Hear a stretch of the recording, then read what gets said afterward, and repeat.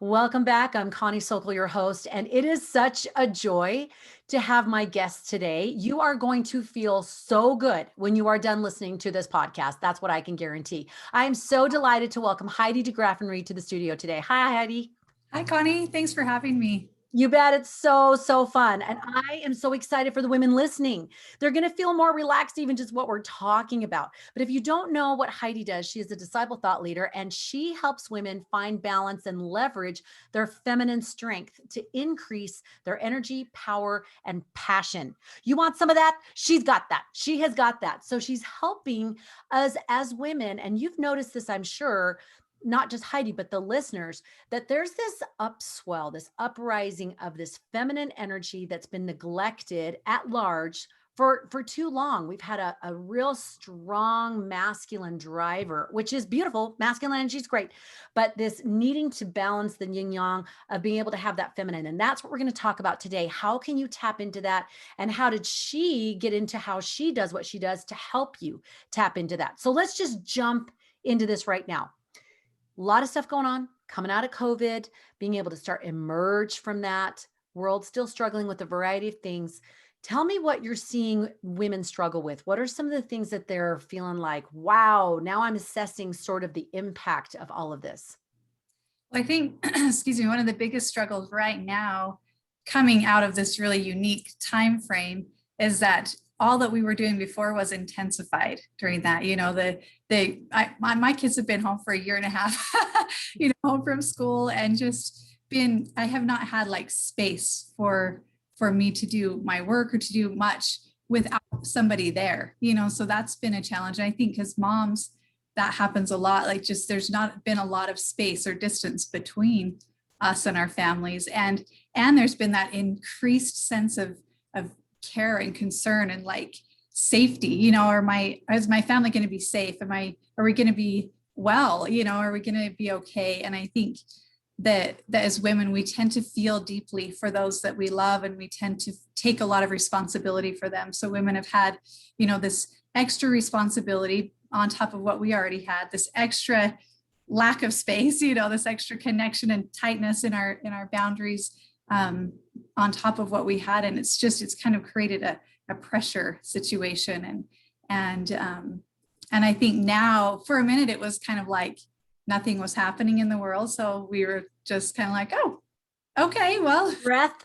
we'll be home with the family. But now it's like everything, like the engine started again, and it's like, whoa, here we go. So jumping back into that and that cycle, and the kids events and the sports and the vacations and all this stuff is kind of happening again, and we haven't really had like a time to process and work through what was that, and then we're just jumping right back in again. So I think there's some kind of unique challenges with that as women, to be able to really like process through that and come back into like, who am I, and what am I responsible for, and what is mine and what is theirs, and being able to just sort of reset and reconnect to ourselves and find that center again within us. So I love that. And those were the words that were coming to my mind.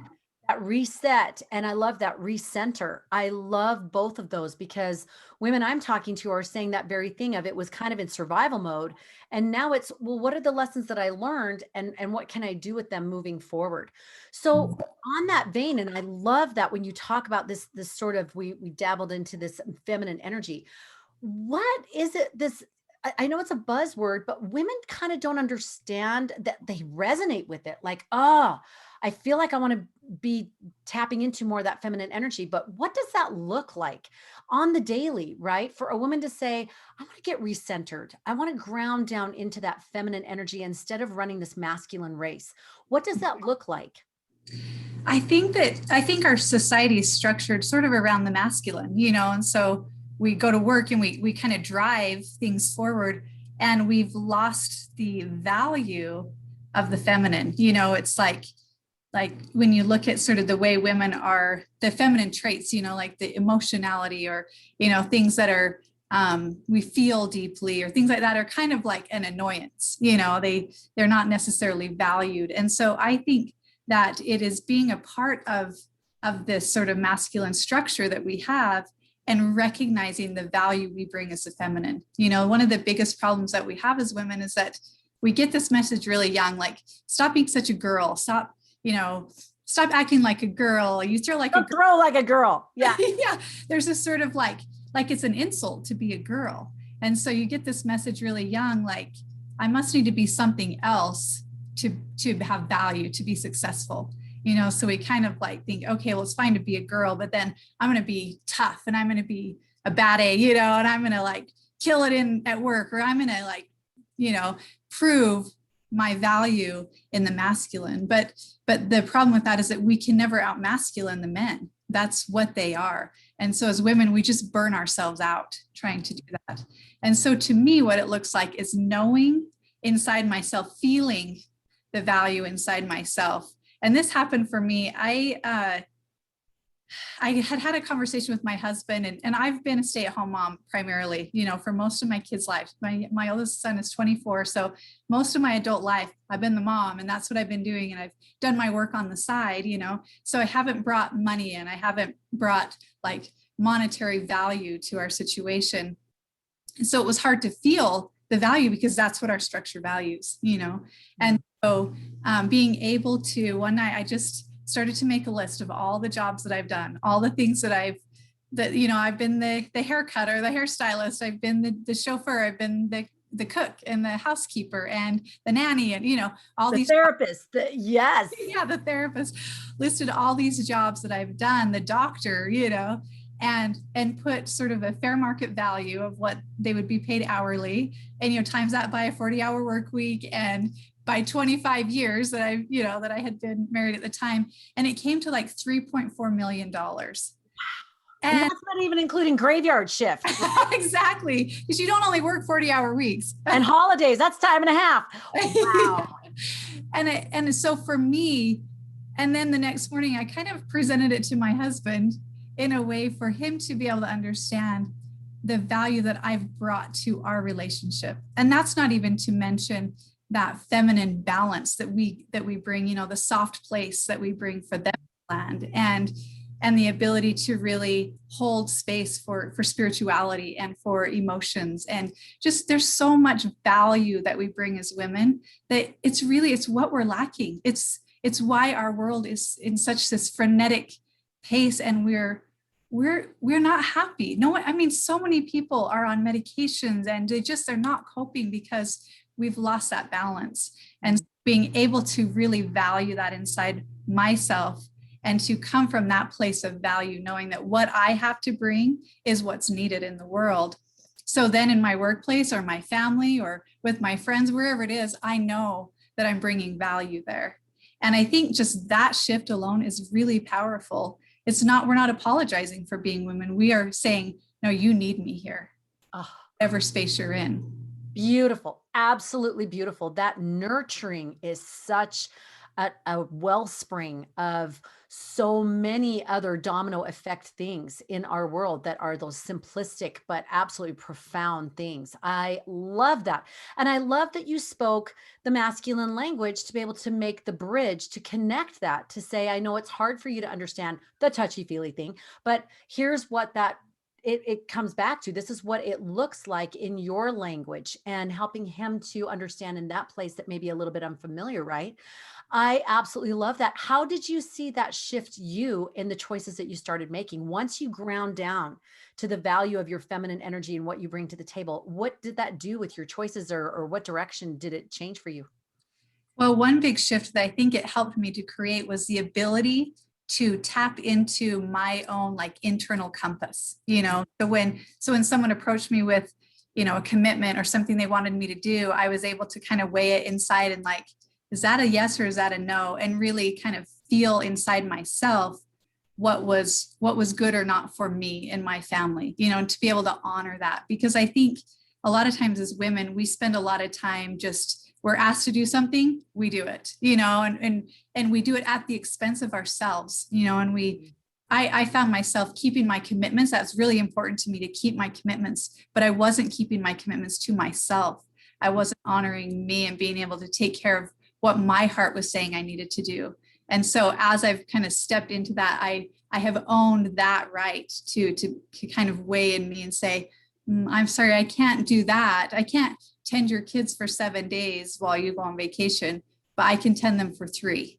Or, I'm sorry, I can't, prepare that project in 4 days, but if you give me 2 weeks, I could do that. Or, just kind of being able to really feel into myself what was right with my soul, what for me and my family, and to be able to honor that and to know that I had the right to do that. And that shift also, like shifting to know my value and then shifting to value within myself and commit that to myself, that to be able to bring value to someone, I have to be charged. I have to have energy and power to do that. And so by honoring what my system is saying it needs, then I have the energy to bring to that task. And also being able to really know if it's a no for me, it's a yes for someone else. And by feeling like I have to do everything that's brought to me, then I may be taking that opportunity from someone else that needed it, that it was meant for. And so I think just that shift also has helped me to really kind of move forward in myself, in my own personal self, and as a woman, to kind of come back into alignment, with who I am as well. I love that. And giving yourself permission to be a person, first of all. Had a conversation with my daughter this morning where she's like, okay, we're ready to go. Let's go. And I finally was like, hey, I'm a person. You can say please, or you can say thank you. I'm not just a mom that fills needs, because it was all morning long, right? And she's not thinking. She's thinking a teenager. And I'm the one that is not helping her to understand I'm a person and I'm a value. And the things that matter to me are things that matter. So I don't have to jump to whatever somebody needs me to do, whether it's a woman, wife, mother, sister, aunt. I do have the choice to be able to choose and to sift and sort and say, is this good? Is this wise? Is this, and like you said, being able to say, I can't do it, but I bet so-and-so could do it, or I could do it in this way and change the approach. And I love that. I think that's a huge piece right here for listeners, being able to say, I can do that. Like I get to do that, right? And not putting things on us that don't need to be there. So go ahead. I was just going to say, I feel like what it does is shift you from that place of resentment, because we feel like we have to say yes to things, and then we resent it because we don't have the energy or power to do it. And so being able to really honor it, it creates maybe a little bit of imbalance in that, a little shaky in the dynamic with that person. But then your body's like, okay, yes, and your system's like, we can do this. And you can work from a place of that integrity instead of resentment, and that it just drains you when you're in that place of resentment. So. And I love that alignment. And I know we all know what that feels like when we say yes or no, and we feel that click, and we feel that we have honored the truth within ourselves. We've trusted ourselves. We've trusted our body or whatever signal that our soul is giving us. We've trusted that. And that is such a huge piece for women. I find in all my conversations, it comes back to trusting God, trusting themselves, trusting that they have a clear ability to understand what's needed in a situation, or that they can find out what that is. But it means that they can trust themselves, and they don't just have to knee jerk or march to somebody else's tune in order to validate that they're good, that they're good as a mom or a wife or whatever, that somebody else has put a sticker on their forehead. They can feel that within their soul and ground down to that and be able to go, I feel that. I don't need somebody else to give me that approval or validation. Right. It reminds me of a client of mine that she got married really young, like 18. And she kept like having these feelings like, I don't know if this is right. I don't know if he's right. I don't know, and she'd asked her mom, and her mom said, oh, it's fine. It's just, pre-wedding jitters or whatever. But her core was just like, something's not right. But she would go forward because she'd ask someone that she trusted, and they would tell her it's fine, go forward. And then she found out he had like a porn addiction, and it was pretty intense. And so she asked someone about it, and like, what should I do? And they're like, oh, it's just boys will be boys kind of a thing. And so she kept staying, and she kept placing herself in a position where it was going against what her heart and soul was telling her. It was a series of years and years of just devastating events. I mean, life-altering, devastating events for her and her family. And And in the end, I asked her after, we had done several sessions and some work. And the one thing that she said that she learned was that, and that she would share with other women, is to trust yourself. And know that you have the right to know for yourself, and you can trust what your heart is telling you. And so it just kind of confirms what you're saying, that we know within us. And when we have confidence to trust that, it will not lead us astray. It will lead us on our path, so. Oh, I love that. And that starts so young. I work on that with my girls, especially when they're out with guys or even friends, or I say, how does that feel to you? What does that look like? Even if everybody else is doing X, Y, and Z, but what does that feel for you? How are you honoring that truth within yourself? So you talk about your clients, and I just would love to hear, what are some of the things that you do to help women to get to this place? Because this is I call it the intangible tangible. It's kind of a ethereal kind of thing of how do we get to this space of trusting ourselves and valuing our feminine. What are some of the things that you find have been successful with working with your clients, the things that you actually do with them? It's funny because my journey was kind of twofold. I started out in massage really young. At 18, I went to massage school, and my grandpa had given me some advice to help people heal through true principles. And I didn't understand what that meant. I thought of like body work, and I could see how working this muscle and, that kind of a thing was helpful, but I didn't see how true principles or truth helped people heal. And so that was sort of like my work journey. Like, what does that mean? And how does that happen? And then in my own personal life, I started out young. I was married also at 18, 19, and was growing up as a wife and a mother and all of these parts. And I was the people pleaser, and I wanted everyone to be happy. And I was finding myself going through this journey as well. And really what it came to for me was that the truth really does set you free. When you understand the truth, it always sets you free. And the truth is always kinder than you think. And so what I do in my sessions with people is create a space through guided meditation and guided imagery to help them connect to God and to their higher truth. And then they can kind of bring in their questions or bring in their challenges or their concerns into that space of truth. And it's just beautiful to see just the tenderness that God has for each one of us, and his willingness to guide us and to help us find that truth. It's when we find it, it really does set us free, because it's the power in our lives. It's the misalignment with truth that creates our suffering. And so when we aren't aligned, it's when we start to feel that shakiness, we're not aligned with truth in some way. So when you bring that in and you kind of observe and you look at it and you turn it around, then you're like, oh, that's where it fits. And it kind of softens and relaxes the pain that we're feeling. And so it's such an honor and such a beautiful process to be a part of with people. I walk away from every session just filled in myself, because I feel God's love for these beautiful women. And I see kind of clearly one of the visualizations that I use a lot is helping women to look at themselves and see their spirit the way God sees them. And it's just, I have this kind of like freaky ability to tap into them, and it's just sort of like kind of in sync with them as well. And I always just see these marvelous beings. They're just incredible, marvelous beings. And that is the truth. That's the truth of who they are. The rest of this is just like a play. It's an earth suit, we kind of zip like Quasimodo kind of thing, and it's just, it's a beautiful thing to be able to really see the truth of who you are. And it does the same thing. It helps you kind of release a lot of the pain that's caused by believing what's not true. Oh, it's so gorgeous. And I just have to tell the listeners, I have done these, I call them meditative massages, because it's the most unique thing I've ever experienced. I'm on the table and she's talking me through meditative, but then it's also co-creation in the sense of she's asking me questions and I'm sharing as I desire to share. And then thoughts and ideas are coming to me. And I cannot express how many times I've had a thought in my head and she's answering it as she's talking through stuff, or a question that I have, she's answering it, or a thought that I'm like, oh, I can see myself doing X, Y, and Z. And then she'll bring that up.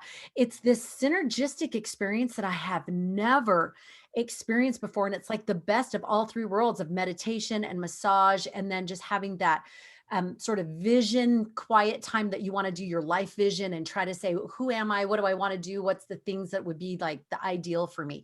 It's like this combo of everything. And it's such a sacred space. I walk into her office and I swear, I already start getting teary eyed. There's just such a feeling in there that's so gorgeous, so shimmery and peaceful. And you automatically start whispering. It's just that kind of a cozy space. It's lovely. So I love that you've developed this. Like this is a unique fingerprint that you have kind of developed along the way. What have you found for the women that you're working with? I know what it's done for me. I mean, it's been incredible. Absolutely, especially before one business conversation I was having later that morning. I had been praying and fasting and doing stuff for weeks of what is this format for this particular thing. And it was big, well, how we're going to move forward and blah, blah, blah. And I couldn't get the click clarity. That's what I call it, where it just goes and it's right there. And it was after going to Hawaii for 10 days. That helps. But you know, you can't always pick up and go, but it helped. But it wasn't that it was like 92%. And I just like, and I did a session with you that morning. And then I went into that meeting and it was click. And I knew what I needed to do. And we've moved forward on it. And it's been such a joyful thing that I keep looking at the board in my office of this format that we came up with. And it feels so delicious. So what are some of the things that you've seen, just kind of quickly, what are some of the things you've seen happen to these women who kind of go into that feminine space, start taking some of these tools you're giving them, and they're like, okay, I'm going to try to live this on the daily. You know, one of the things that I see the most is this lightness. Women tend to become lighter when they step into that space. It's like their smile is brighter, their eyes are clearer. They lose that heaviness of the shame and the guilt and the resentment, all of those heavy emotions that we tend to marinate in as women. You know, we sit in those a lot, and it's like the guilt is always ready to jump up there, you know. But when you understand the truth and you understand how kind the truth is, and you're in that space and you're able to just feel into like, okay, I understand now that I really am doing my best and it's enough. And you can really let go of the heaviness of that, like, I've got to be perfect, I've got to do it all, but I can't do it all, I'm never good enough, you know, that kind of feeling that women tend to marinate a lot. It's just this like a deep breath, and it's like a relaxed freshness that they get, and a wisdom. I think there's a wisdom to women that it's like that intuitive sense that we have, and it comes from our heart and our core, and coming into that feminine space and moving forward in that feminine space, it's like that intuition starts to just kick in, and you're like, actually, I think it's this, you know, and you're able to just kind of be in tune with that sense of movement inside of you.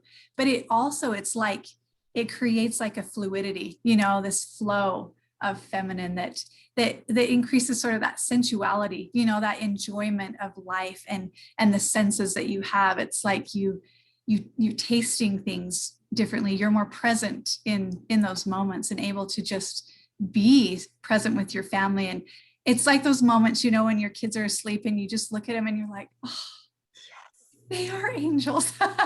And you're present and you're there, and you feel that sort of open, eternal view.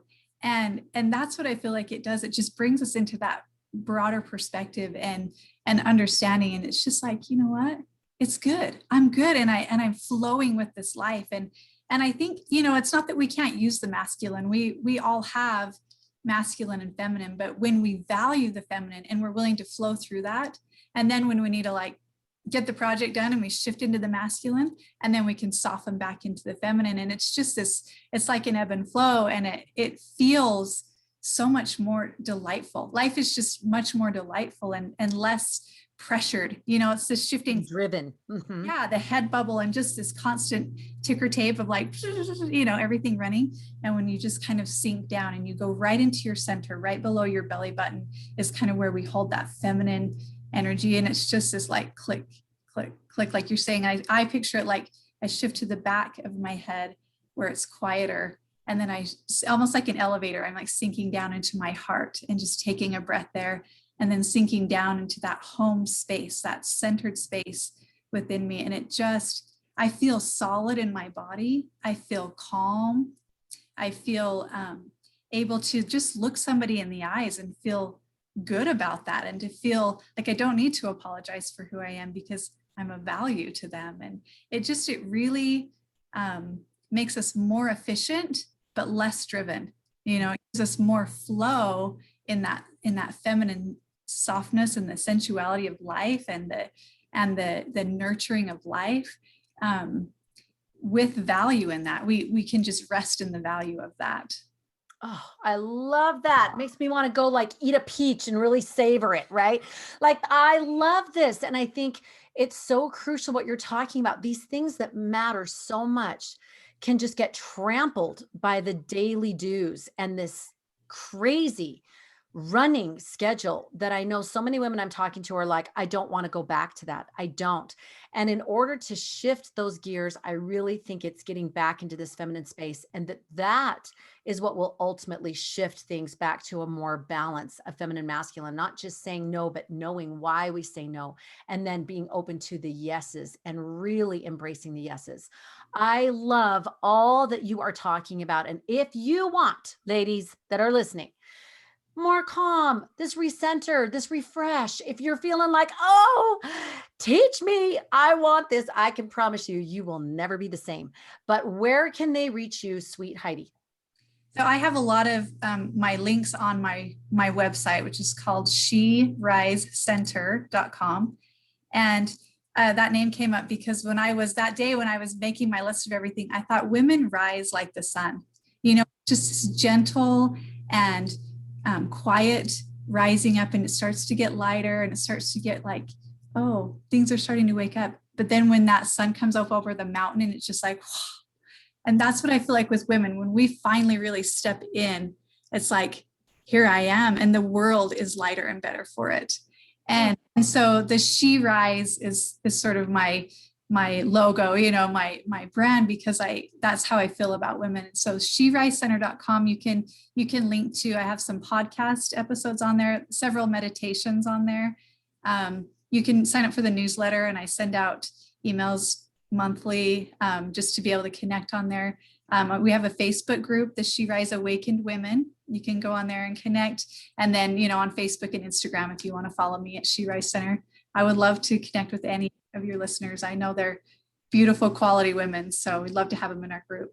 Oh, and I can tell you, she did a 5-day challenge that's still on there on Facebook of meditations, so that you can go through and do these meditations and actually get things from her to know how to do that and do it with her. Just so beautiful. And you have a book that you're writing that will be coming out. And just so you know, you're like, where's she been? She is a women's empowerment coach with 25 years of experience. So just so you know, this is a woman who knows what she's doing. And especially in this feminine space, I personally have loved that. I know when I walk into her office, she's got me. I know I can let down completely, and she's got me. And it's a core, open, let go, vulnerable place that I can make all kinds of personal shifts, and it's safe. It's just the most beautiful, safe, and nurturing space. And that's a gift, Heidi. That is an absolute gift. Thank you so much for being on with me today and sharing these beautiful things. Thank you, sweet friend. Thank you for having me, Connie. It's such an honor. I just love all that you're doing, and the work that you do is truly powerful. So thank you for sharing with me. You're the best. Thank you so much. And as always, if you want more of these wonderful podcasts, we have a whole series on the Disciple Thought Leaders. These are women that I teach at our retreats and in our Disciple Thought Leadership Circle, that we all do what we do for him. And that shifts everything. So if you want to check out more of that, you can go to my website, conniesogel.com, and see if that's a fit for you, our retreats or our circles. And also, if you want more podcasts, rate, review, subscribe, or you can just get the newsletter and get all the scoops. But all the goodies, the freebies, everything, all the info is on my website, conniesogel.com. Would love to connect with you and help you to start moving forward. See if you are ready to be a disciple thought leader. And in the meantime, thank you for taking that step to living your purposeful, organized, and joyful life.